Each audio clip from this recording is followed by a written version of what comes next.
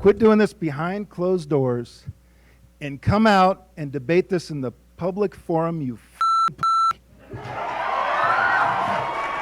Passions running high at a town hall meeting tonight in Denver. People speaking out against flock cameras. Those are the ones that read license plates, and the mayor's decision to extend the city's contract with Flock. I'm glad to have you with us this Wednesday night. I'm Shannon Ogden. Community members call it betrayal and call it an invasion of privacy. Denver 7's Claire LaVazorio was at the meeting tonight to hear concerns. She also shares how the mayor says the city is already addressing those concerns. There are more than 100 of them across 70 Denver intersections. You may not even see them, but you've likely driven past one. They're called flock cameras, automated license plate readers that capture more than 2 million plates each month in our city. And in a packed room of people. We got the power! We got the power! These Denverites say their message is simple: deflock Denver and include them in the conversation about cameras. quit doing this behind closed doors and come out and debate this in the public forum.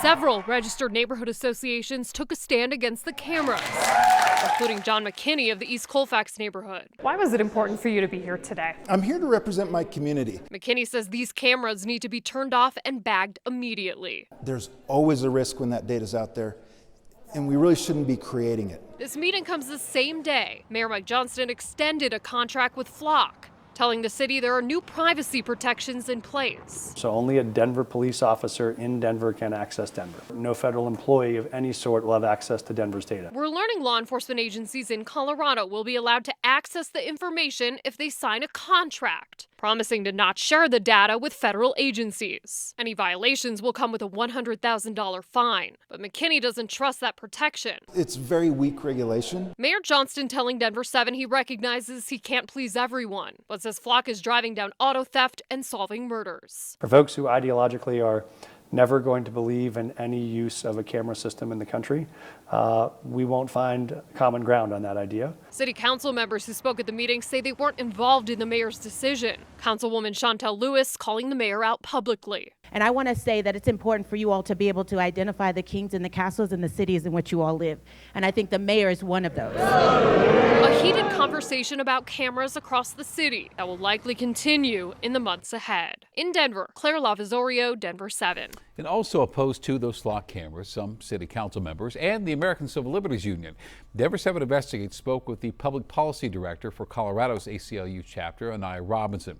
Robinson also sits on a task force created by the mayor's office, which focuses on flock cameras and their future in Denver.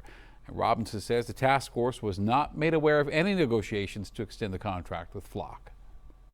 I think there is a significant lack of transparency through this process since April at the very least, but prior to that as well, for the city's use of Flock. And I think the mayor has a lot of questions that are still left unanswered and a lot of conversations that are left needed to be had.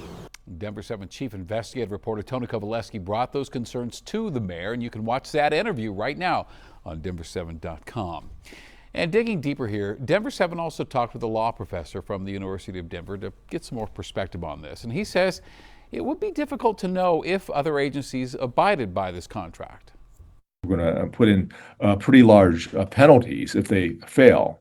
And so that gives them an incentive to abide. But the second thing is we have to actually catch them, right? The mayor is basically making a bet that he can trust this company to abide by its contractual obligations.